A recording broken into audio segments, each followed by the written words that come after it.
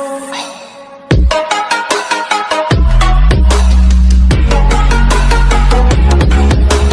welcome back with my other video. My name is Amir and I'm from A1 Coaching. तो बच्चों, last video में हम लोगों ने अपना लास्ट चैप्टर टर्म 2 का बैंकिंग स्टार्ट कर दिया था और उसमें हम लोगों ने बैंकिंग की डिफिनेशन देखी, फिर कमर्शियल बैंक देखा, सेंट्रल बैंक देखा और उसके दोनों के बीच में क्या डिफरेंस होता है वो भी अच्छे से देख लिया था और आई थिंक आप लोगों को समझ में आ गया होगा। अब आज की वीडियो में हम देखेंगे फंक्शंस ऑफ सेंट्रल बैंक। ठीक है, तो फंक्शंस ऑफ सेंट्रल बैंक यानी कि सेंट्रल बैंक के क्या क्या फंक्शंस होते हैं। जो लोग इकोनॉमिक्स की मेरी इस वीडियो को देख चुके हैं उनको मैं बोलना चाहूंगा सेम है, लगभग पूरा 99% वही है, तो आप उसको भी देखिए तो वही आप पेपर में लिख के आ सकते हैं, कोई प्रॉब्लम की बात नहीं है। लेकिन आप लोगों को वीडियो फाइंड करने में कुछ प्रॉब्लम हो रही थी ढूंढने में, तो मैंने कहा क्यों ना अलग से एक सेपरेट वीडियो कॉमर्शियल स्टडीज की इस टॉपिक पर बना दी जाए। ठीक है, तो मैं इसको बना दे रहा हूं और कोई दिक्कत होगी तो कमेंट सेक्शन में कमेंट करके पूछ लीजिएगा। चलिए स्टार्ट करते हैं और देखते हैं कि फंक्शन ऑफ सेंट्रल बैंक हमारे क्या क्या होते हैं। और जो लोग चैनल पहली बार आए हो मैं उससे बोलना चाहूंगा कि चैनल को सब्सक्राइब कर दे और बेल आइकन इसको भी दबा दे ताकि जैसे ही वीडियो आए आपको टाइम पे मिल जाया करे। उसके अलावा एक चीज ये कि जो लोग स्टार्टिंग से पढ़ना चाहते हैं कॉमर्शियल स्टडीज या इकोनॉमिक्स, तो डिस्क्रिप्शन में लिंक है, वो जाके वहां से भी वीडियो को स्टार्टिंग से पढ़ सकते हैं। ठीक है, तो चलो स्टार्ट करते हैं और देखते हैं अपना पहला फंक्शन जिसका नाम है मोनोपोली ऑफ नोट इशू। ठीक है, फंक्शन का मतलब तो आप लोगों को पता होगा, फंक्शन का मतलब होता है कार्य, कार्य का मतलब काम। तो क्या क्या काम होते हैं सेंट्रल बैंक के। ठीक है, तो नंबर 1 पर है मोनोपोली ऑफ नोट इशू। ठीक है, मोनोपोली मतलब क्या होता है? मोनोपोली का मतलब होता है अकेला। मोनोपोली का मतलब होता है अकेला। मोनोपोली ऑफ नोट इशू मतलब बोल रहे हैं कि सेंट्रल बैंक क्या करता है? नोट इशू करता है। सेंट्रल बैंक क्या करता है? नोट इशू करता है और अकेला होता है, कोई और बैंक नहीं है कि जो नोट इशू करता है। तो सेंट्रल बैंक के पास क्या होती है? अथॉरिटी होती है, राइट्स होते हैं नोट को इशू करने के। जो नोट होते हैं ना 10 वाले, 50 वाले, 100 वाले, 5 वाले, तो वो सारे नोट कौन इशू करता है? 500 वाले भी, 2000 वाले भी, हमारा सेंट्रल बैंक। और सेंट्रल बैंक है कौन इंडिया का? सेंट्रल बैंक है इंडिया का आरबीआई। आरबीआई यानी कि रिजर्व बैंक ऑफ इंडिया। ठीक है, याद है ना? तो मैंने कल बताया सेंट्रल बैंक कौन होता है? सेंट्रल बैंक बैंकों का बैंक होता है, ये सबको क्या करता है? रेगुलेट करता है। जितने भी बैंक होते हैं उनको रेगुलेट करता है, उनको चलाने का काम करता है सेंट्रल बैंक। ये तो याद है। तो पहला क्या फंक्शन है इसका? नोट इशू करता है सेंट्रल बैंक, जितनी भी नोट्स होती है सबको इशू करता है। बट एक चीज याद रखना, 1 रुपीज नोट, 1 रुपए वाली नोट और जो कॉइन होते हैं वो गवर्नमेंट इशू करती है, मिनिस्ट्री ऑफ फाइनेंस उसको इशू करता है, उसको सेंट्रल बैंक इशू नहीं करता। बाकी जितनी भी नोट होती है सबको इशू कौन करता है? हमारा सेंट्रल बैंक। और सेंट्रल बैंक हमारा है कौन? आरबीआई। देखो क्या लिखा है, the central bank of a country has the monopoly. Central bank of country has the monopoly to issue currency. अकेला है जो नोट करेंसी को इशू करता है। In India 1 rupee notes and coins are issued by ministry of finance. कौन issue करता है? 1 rupees note और कॉइन, मिनिस्ट्री ऑफ फाइनेंस। और other currency notes are issue by RBI. बाकी जितनी भी नोट है, करेंसी है, वो कौन इशू करता है? हमारा सेंट्रल बैंक। ठीक है, यानी कि आरबीआई। क्लियर? सेकेंड फंक्शन क्या, चलो देखते हैं। सेकेंड फंक्शन है गवर्नमेंट्स बैंक। गवर्नमेंट्स बैंक के मतलब क्या है? ये बोल रहे हैं कि जो सेंट्रल बैंक होता है वो गवर्नमेंट का बैंक होता है। समझ में आई बात? मतलब जैसे हम लोग पब्लिक है, हम हैं, आप हैं, तो हम लोग का बैंक कहां पर है? कमर्शियल बैंक में, जैसे एसबीआई वगैरह है ना, एसबीआई हो गया, बैंक ऑफ बड़ौदा हो गया, आईसीआईसीआई बैंक हो गया, वो हम लोग की पब्लिक का बैंक है। बट गवर्नमेंट का बैंक, गवर्नमेंट की जो पैसे रिजर्व होते हैं, जो सेव करते हैं, है ना, जो ट्रांजेक्शन होते हैं, सैलरी वगैरह लोगों की आती, वो कौन से बैंक से आती है? वो होती है, कहां से आती है? सेंट्रल बैंक से आती है। जो गवर्नमेंट का बैंक होता है वो कौन होता है? हमारा सेंट्रल बैंक होता है। ठीक है, बोला central bank acts as a banker, fiscal agent and advisor to the government। तो गवर्नमेंट जो सेंट्रल बैंक होता है वो गवर्नमेंट के लिए एज अ बैंकर भी काम करता है, एज अ फिस्कल एजेंट भी काम करता है और as a adviser. Fiscal agent का मतलब है कि आप बोल सकते हो पैसे का लेन देन, मतलब खुद से तो गवर्नमेंट, भाई मोदी जी पैसा जमा करेंगे नहीं, है ना, तो हमारे जो पीएम है वो खुद से पैसे जमा करेंगे नहीं, वो पैसे क्या हो गए? किसी के जरिए से होगा। तो बीच में जो लेन देन का काम करता है गवर्नमेंट का, वो सब कौन करता है?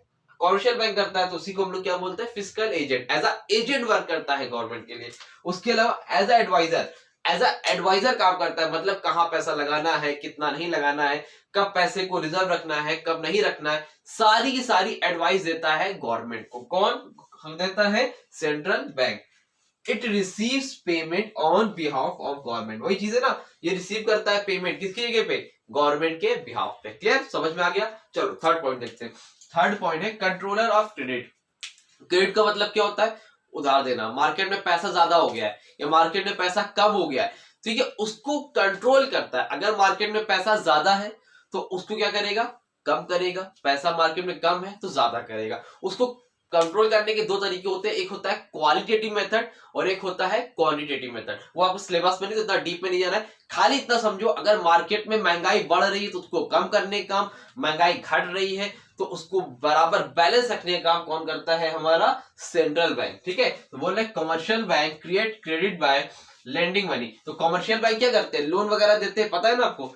दे मे क्रिएट टू मच और टू लिटिल क्रेडिट। तो जो कमर्शियल बैंक जो होता है, जो लोन देता है, पता है ना, तो वो कंट्रोल करने का काम होता है सेंट्रल बैंक। अगर कमर्शियल बैंक बहुत ज्यादा लोन दे रहा है तो उस पर रेट क्या करेगा? सेंट्रल बैंक बढ़ा देता है। तो पब्लिक क्या करेगी? लोन लेना कम कर देगी। जैसे समझो किसी ने लोन लेना है 1 लाख रुपए का, अभी लग रहा है 7%। ठीक है, अभी कमर्शियल बैंक 7% ले रहा है, तो अभी पब्लिक क्या करेगी? 7% चलो ले लेते हैं। जब सबके पास पैसा आ जाएगा, सब लोग लोन लेंगे, सबके पास पैसे आ जाएंगे, तो महंगाई क्या होगी? बढ़ जाएगी। सबके पास पैसे होंगे, सब लोग ज्यादा चीजें खरीदेंगे, डिमांड बढ़ेगी। बढ़ेगी नहीं बढ़ेगी? तो महंगाई भी क्या होगी? बढ़ेगी। तो अब मार्केट में पैसा क्या हो गया? बहुत ज्यादा हो गया।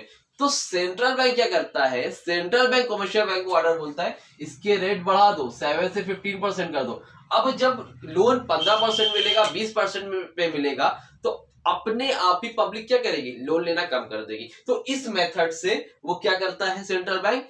जो क्रेडिट जो होता है, कंट्रोलर ऑफ क्रेडिट, तो लोन के पैसे को कम या ज्यादा कर सकता है। जब जरूरत होती तो ज्यादा लोन देता है, जब नीड नहीं होती तो कम देता है। समझ में आ रही बात? तो ये तीसरा फंक्शन होता है क्रेडिट को कंट्रोल करना सेंट्रल बैंक का।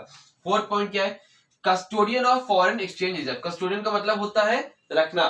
क्या? फॉरेन एक्सचेंज रिजर्व को क्या रखते हैं? रिजर्व रखते हैं। मतलब फॉरेन जो करेंसी होती है, डॉलर हो गया, पाउंड्स हो गया, एक्सेट्रा वगैरह, जो भी करेंसी है आप जानते हो, उनको क्या करते हैं? रिजर्व रखने का काम कौन करता है? सेंट्रल बैंक रखता है। ठीक है, कैसे रिजर्व रखता है? मतलब जैसे मान लो मार्केट में पैसा अभी सस्ता चल रहा है, डॉलर सस्ता है, कुछ खरीद के रख लिया, ठीक है, या फिर कम चल रहा है तो मतलब ज्यादा रेट पे चल रहा है, पहले से हमारे पास, तो क्या किया? सेल कर दिया।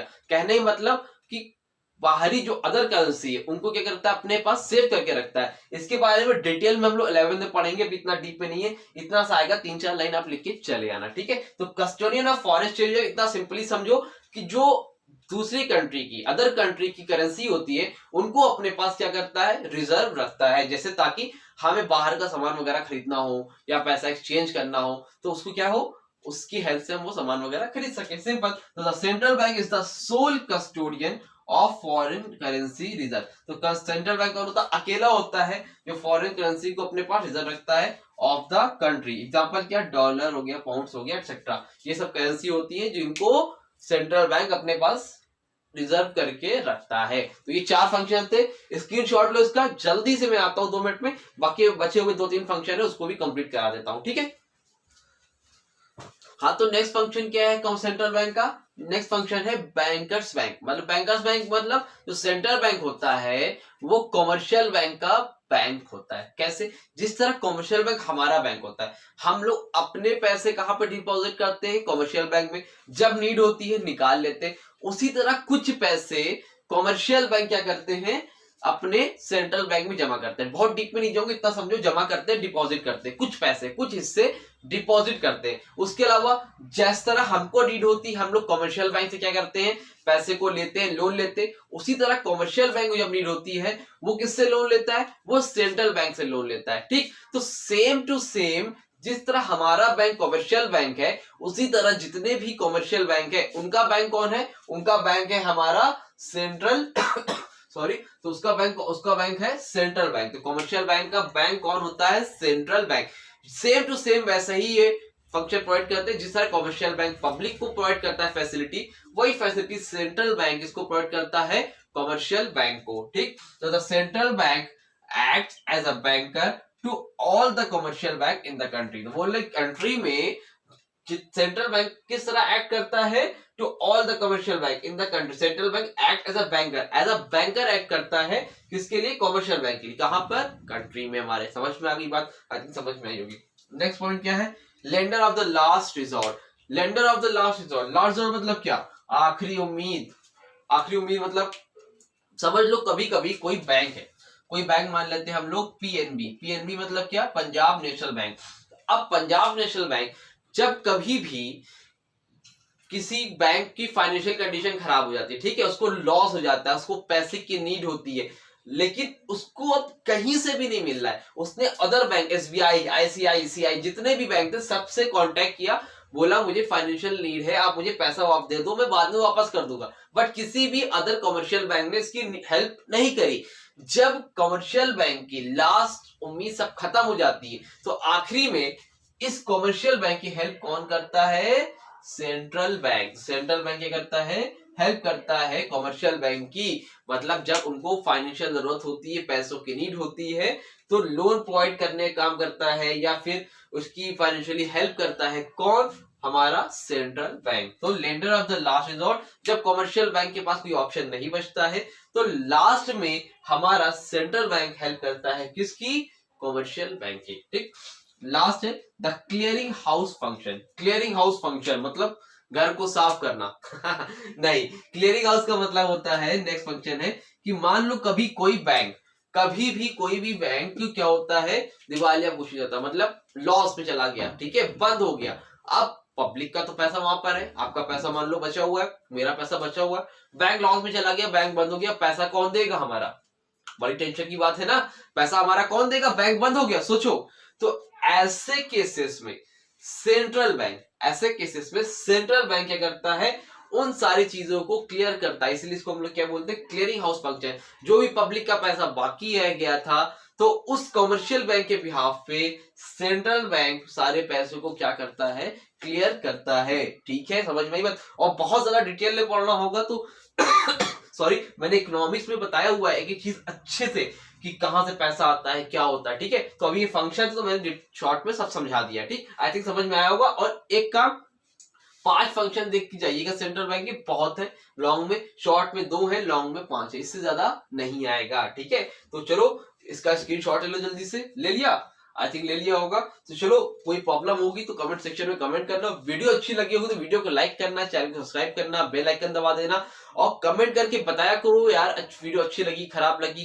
कुछ समझ में आ रहा है, कैसे चल रही है आपकी सबकी स्टडी। तो जब कमेंट आते हैं तो अच्छा लगता है और अच्छे से मन करता है वीडियो बनाने का। ठीक है, तो चलो कमेंट करके बताना कैसा लगा और कैसी चल रही है सबकी स्टडी, और वीडियो अच्छी लगी होगी तो वीडियो को लाइक कर देना। चलो मिलेंगे अपनी नेक्स्ट वीडियो में, जिसमें हम बात करेंगे कि इसके आगे क्या होता है। ठीक है, इसके आगे चीजें टॉपिक होगा वो हम देखेंगे। ठीक, तो मिलते हैं अपनी नेक्स्ट वीडियो में, तब तक के लिए थैंक यू सो मच।